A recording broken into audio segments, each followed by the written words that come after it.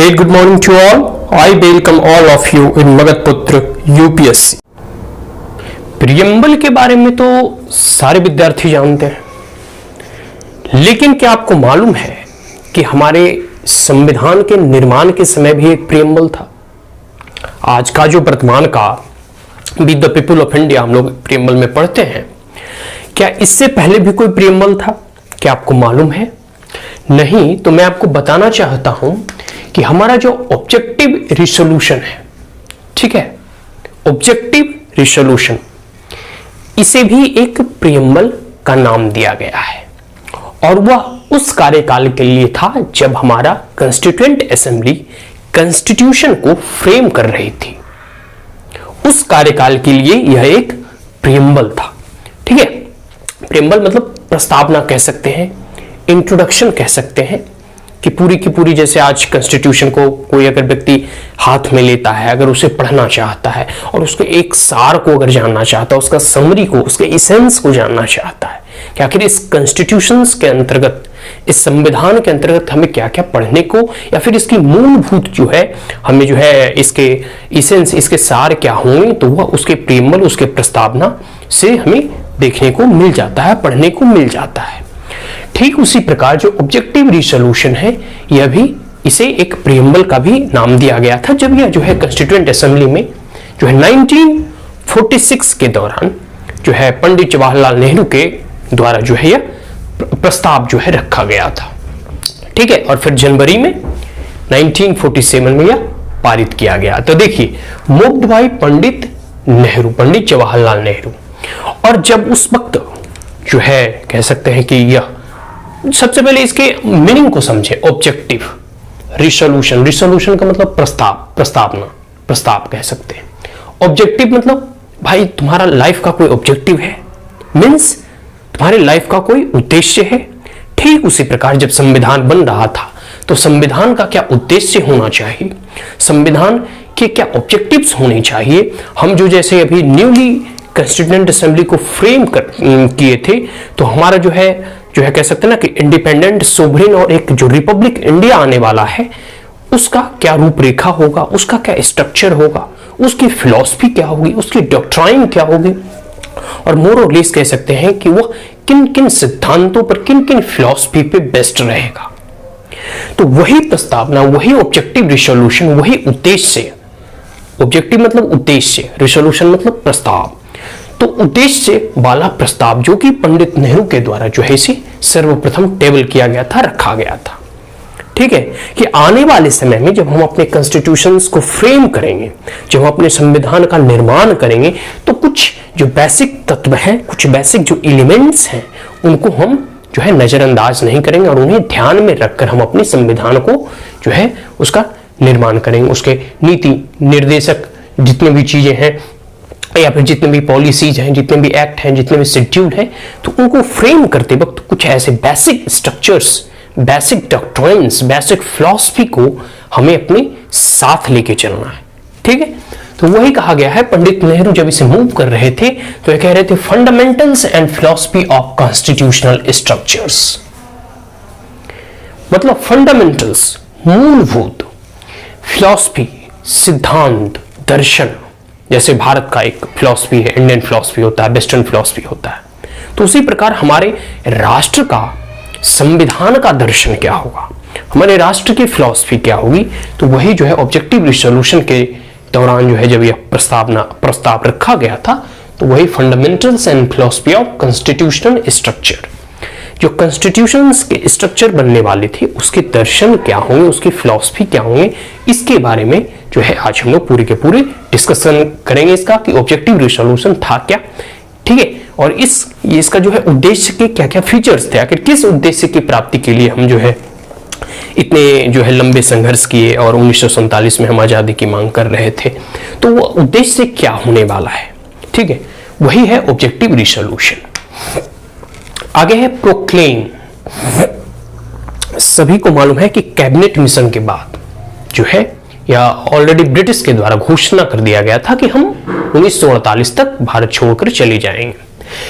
तो जो है इस ऑब्जेक्टिव रिसोल्यूशन में भी यह प्रोक्लेम किया गया, यह घोषणा किया गया, यह घोषित किया गया कि India will be independent, sovereign and Republic. देखिए कुछ स्पेसिफिक जो पॉलिटिकल टर्म्स हैं उसको हम जो फंडामेंटल राइट्स को पढ़ेंगे ना तो हम उसे डिटेल में, या फिर प्रियम्बल को पढ़ेंगे तो डिटेल में एक एक स्पेसिफिक शब्दों का हम वर्णन करेंगे, उसे डिस्क्राइब करके समझने का प्रयास करेंगे।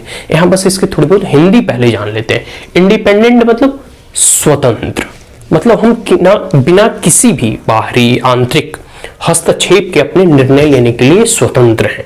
We are independent to take our decision, to make our law, to govern our country according to our wishes और विश ऑफ द पीपल। ठीक है, तो वही है इंडिपेंडेंट, हम स्वतंत्र हैं। दूसरा है हम सोवरेन है, संप्रभुत्व संपन्न, मतलब हमारी संप्रभुता जो है वह हमारे पास है, ना कि किसी ब्रिटिश क्राउन के पास। ठीक है, और मोर और लेस कह सकते हैं इंडिया के पीपल्स के पास वह संप्रभुता है।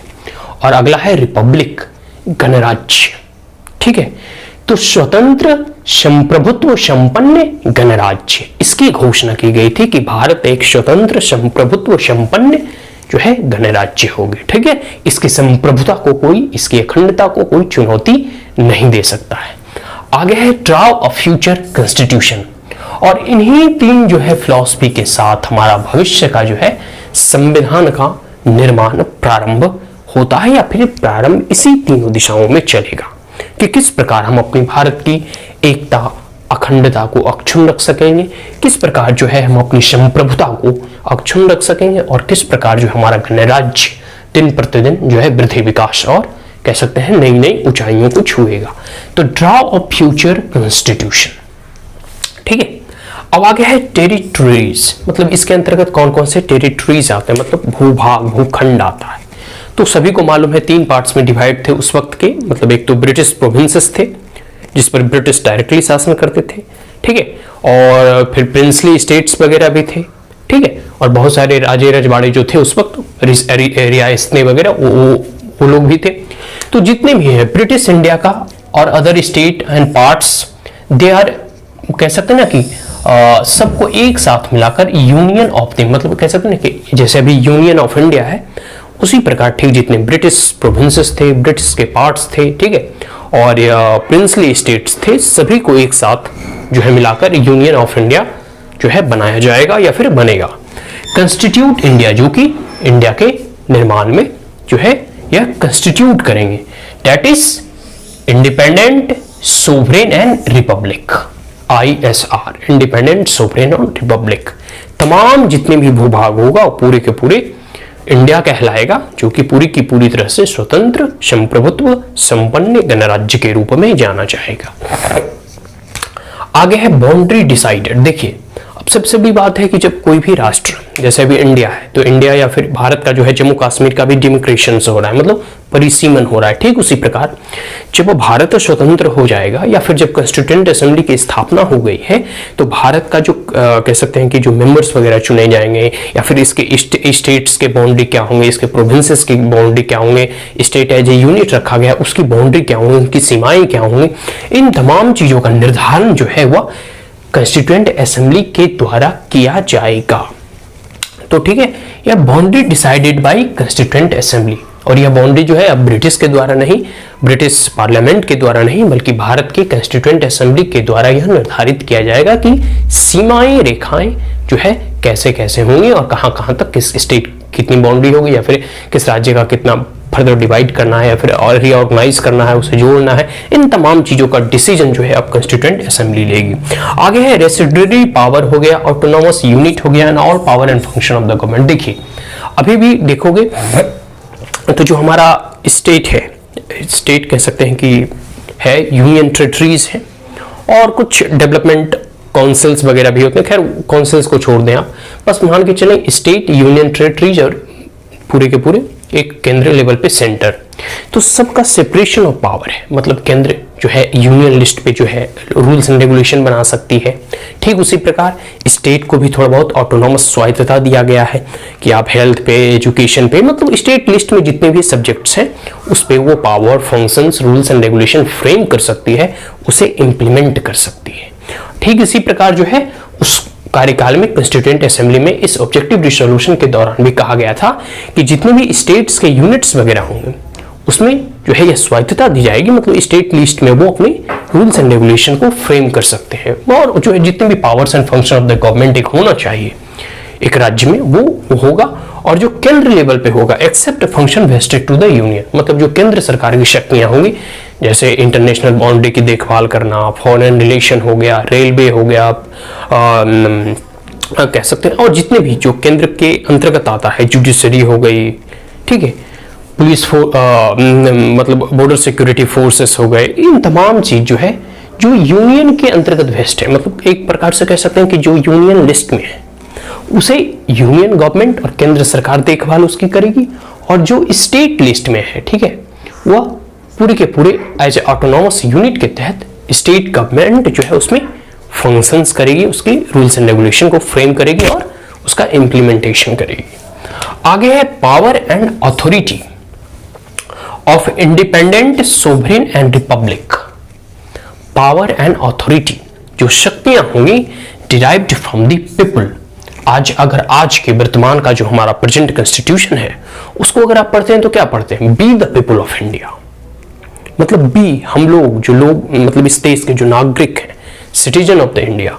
तो जितने भी कह सकते हैं ना कि इस स्वतंत्र संप्रभुत्व संपन्न गणराज्य की जो शक्तियां होगा, पावर एंड अथॉरिटी होगा, वो डिराइव्ड कहां से करेगा, वह पीपल्स ऑफ, मतलब भारत के नागरिकों से वह शक्तियां को जो है डिराइव्ड करेगा। तो power and authority of independent sovereign and Republic India is derived from the people of this India, citizen of this India. ठीक है, ये क्लियर हो गया।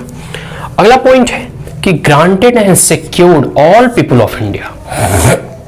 देखिए, जितने भी इस राष्ट्र के नागरिक हैं, सिटीजन हैं, उन्हें कुछ ग्रांटीड भी दी गई थी इस ऑब्जेक्टिव रिजोल्यूशन के तहत। कि इस ऑब्जेक्टिव रिजोल्यूशन में कहा गया था कि ग्रांटेड एंड सिक्योर्ड, मतलब आपको यह गारंटी दी जाती है और आपको सुरक्षित किया जाता है, आपको सिक्योर किया जाता है किन किन चीजों से, ठीक है, all the people of India, जो देश के नागरिक हैं, ठीक है, लाइक जस्टिस, मतलब सबको न्याय मिलेगा, ठीक है, सबको बराबर की नजरों से देखा जाएगा, न्याय मिलेगा। न्याय मतलब सामाजिक न्याय, आर्थिक न्याय और राजनीतिक न्याय। मतलब जो न्याय की कह सकते हैं कि एक परिभाषा होती है ना, उसमें अगर आपको सामाजिक न्याय दे दिया जाए, अगर आर्थिक इकोनॉमिकली रूप में अगर आपको जस्टिस ना किया जाए आपके साथ, तो फिर वो एक प्रकार का जस्टिस नहीं होगा। ठीक उसी प्रकार पॉलिटिकल और राजनीतिक न्याय की भी बात कही गई है। आगे है इक्वल स्टेटस ऑफ अपॉर्चुनिटी, मतलब सभी को जो इस देश के नागरिक हैं, irrespective of the caste, creed, community, sex, gender, religion, region, ठीक है, बिना कोई भेदभाव के, ठीक है, सभी को इक्वल इन द सेंस बराबर, ठीक है, स्टेटस ऑफ अपॉर्चुनिटी, मतलब सभी को समान अवसर और बराबर अवसर प्रोवाइड किए जाएंगे। आगे है इक्वल बिफोर लॉ, ठीक है, नियम कानून के समक्ष जो है सब जो है बराबर होंगे। Freedom of thought and expression, आज भी हमारा फंडामेंटल राइट है freedom of thought and expression. तो सभी को विचार की स्वतंत्रता और विचार की अभिव्यक्ति की स्वतंत्रता भी दी गई है। आगे फेथ इन द सेंस कि आप किसी भी धर्म, किसी भी संप्रदाय, किसी भी मजहब में आप फेथ करने के लिए, विश्वास करने के लिए स्वतंत्र हैं। आगे वर्शिप, पूजा आराधना की पद्धति आपकी अपनी होगी और आप भी इसके लिए स्वतंत्र हैं, और इसमें आपकी कोई भी अन्य व्यक्ति आपको इसमें इंटरफेयर नहीं करेगा। अगला पॉइंट है एडिक्वेट सेफगार्ड, इसके साथ साथ कुछ पर्याप्त सेफगार्ड, एक एडिक्वेट मतलब पर्याप्त सेफगार्ड जो है मिलेगा किन्हीं माइनॉरिटीज को, ठीक है, माइनॉरिटीज कम्युनिटी जो है उन्हें जो है एक स्पेशल प्रोटेक्शन दिया जाएगा। बैकवर्ड क्लास मतलब जितने SC, ST, OBC, मतलब जो भी ऐसा जो जिन्हें लगता है कि they are socially, economically and politically backward, they need special protection, ठीक है, उन्हें भी एडिक्वेट सेफगार्ड प्रोवाइड किया जाएगा कॉन्स्टिट्यूशंस के द्वारा। आगे है ट्राइबल एरिया, शेड्यूल्ड ट्राइब्स वगैरह। तो इन लोगों को, ऐसे कुछ वल्नरेबल पीपल्स या फिर ऐसे जो कह सकते हैं कि वीक पीपल, और या फिर ऐसे पीपल्स जो अब तक थोड़ी बहुत पीछे रह गए हैं, उन्हें समाज के समान या फिर कह सकते हैं बराबर में लाने के लिए उन्हें कुछ एडिक्वेट फैसिलिटीज, एडिक्वेट प्रोविजंस और ऐसे प्रावधान किए जाएंगे जिसमें उनके साथ समान बर्ताव किया जाए, कोई भेदभाव ना हो और वह जो है समाज की मुख्य धारा में प्रवेश कर सके। आगे है to maintain integrity and sovereign right on land, sea and air. देखिए कोई भी राष्ट्र, अभी जैसे भारत स्वतंत्र है, मान लेते हैं इंडिया इज इंडिपेंडेंट, अगर भारत अपनी सीमा का, अपनी भूमि का, अपने सी वाटर का और अपने एयर का, मतलब जो भी भारत के ऊपर एयर है, air in the sense air nitrogen oxygen नहीं, एयर इन द सेंस की एयर पूरा का पूरा जो भारत के सीमाओं के ऊपर वाला जो भूभाग है वह भी हमारे अधिकार क्षेत्र में आता है, ठीक है, उस पर इंडिया का सोवरेन राइट है। तो कहा जाता है कि जब कोई भी भारतीय या कोई भी राष्ट्र संप्रभुत्व संपन्न गणराज्य हो जाता है तो उसका संपूर्ण अधिकार हो जाता है उसकी भूमि पर और सी कुछ एक पार्टिकुलर कम्युनिटी और कह सकते हैं पार्टिकुलर किलोमीटर तक, ठीक है, और एक एयर पर।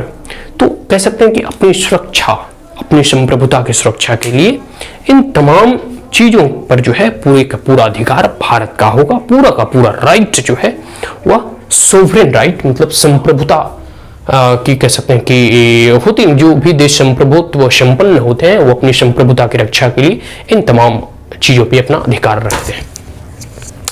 आगे है इसमें सबसे इंपॉर्टेंट जो पॉइंट कही है वह है एशियंट लैंड। सभी को मालूम है कि India is one of the civilisational state और नेशन कह सकते हैं।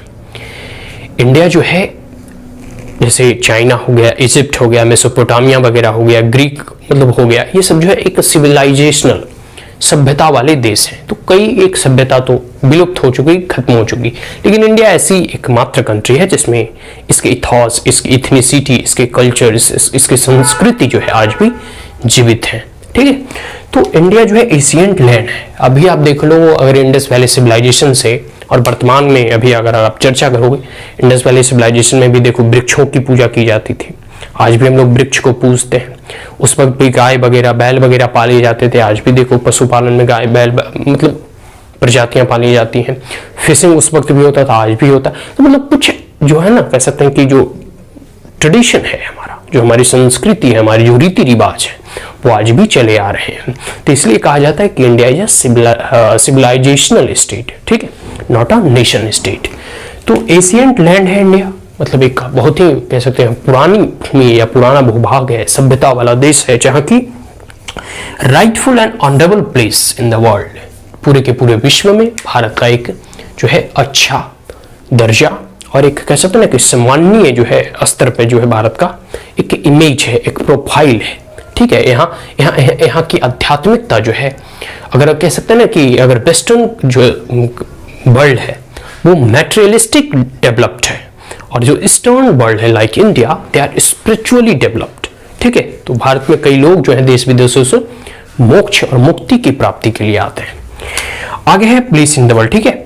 आगे contribute to world peace and welfare of the mankind. कहने का मतलब है कि भारत अब जब स्वतंत्र होने वाला है इन 1947, तो उस वक्त या जो है पूरे के पूरे भारत जो है आने वाले भविष्य के लिए कंट्रीब्यूट करेगा वर्ल्ड पीस, विश्व की शांति के लिए, और साथ साथ वेलफेयर ऑफ द मैनकाइंड, पूरे मानव समाज के कल्याण के लिए। तो भारत के या इथिहास में ही है, भारत के संस्कृति में ही है सर्वे भवन्तु सुखिनः, ठीक है, सर्वे भवन्तु निरामया, या फिर यूं कहें तो वसुधैव कुटुंबकम की जो फिलॉसफी है, ठीक है, ग्लोबल विलेज की जो कॉन्सेप्ट है, इन तमाम चीजों को देखते हुए पूरे के पूरे विश्व कल्याण के लिए भारत जो है अब एक नया युग का प्रारंभ करेगा। तो यह ऑब्जेक्टिव रेजोल्यूशन था, इसे उस समय का प्रियम्बल भी कहा जाता है। और मोरले जो प्रियम्बल अभी आप पढ़ रहे हो ना, जो प्रस्तावना पढ़ते हो, वो इसका इम्प्रिंट कह सकते हैं, या फिर भारत का संविधान जो निर्माण हुआ उसमें इस ऑब्जेक्टिव रेजोल्यूशन का बहुत ही इन्फ्लुएंस है, बहुत ही प्रभाव है। तो आज ये कंप्लीट हो गया, ठीक है। ऑब्जेक्टिव रेजोल्यूशन क्या था, इसके क्या फीचर्स थे, क्यों आए गए थे, क्या क्या उद्देश्य था, जो कि आने वाले संविधान में साफ साफ स्पष्ट, जैसे फंडामेंटल राइट में आपको social, economic and politically equality और फ्रीडम ऑफ एक्सप्रेशन, थॉट्स वगैरह, फेथ वर्शिप, ये सब सारे मिल जाते हैं। फिर रिजर्वेशन के क्राइटेरिया में देखिए ट्राइबल्स एरिया या फिर बैकवर्ड ओबीसी SC/ST वाले को कुछ मतलब प्रोविजंस मिलते हैं, ठीक है। इसी प्रकार जो है माइनॉरिटीज की सुरक्षा के लिए भी है, इंटीग्रिटी के लिए स्वाभाविक सी बात है कि इंडिया कंट्रीब्यूट करता है, और मैनकाइंड के लिए तो हमेशा से भारत जो है, आप भी देखो कोविड-19 में जो है चाइना जो है सबको वायरस एक्सपोर्ट किया, इंडिया जो है वैक्सीन एक्सपोर्ट किया। तो according to nature and ethos each and every country functions, ठीक है। तो ठीक उसी प्रकार जो है पंडित नेहरू की जो ये कह सकते हैं इनके द्वारा लाया गया था fundamental and philosophy of the constitutional structure. तो ये कंप्लीट हो गया। आशा करता हूं कि यह वीडियो आपको अच्छा लगा हो, तो आप हमारे चैनल को लाइक, शेयर और सब्सक्राइब कर सकते हैं। Also press the bell icon. कोई क्वेरीज, कोई कमेंट, कोई सजेशन, एडवाइस कमेंट बॉक्स में जरूर पूछें। Thank you once again, have a great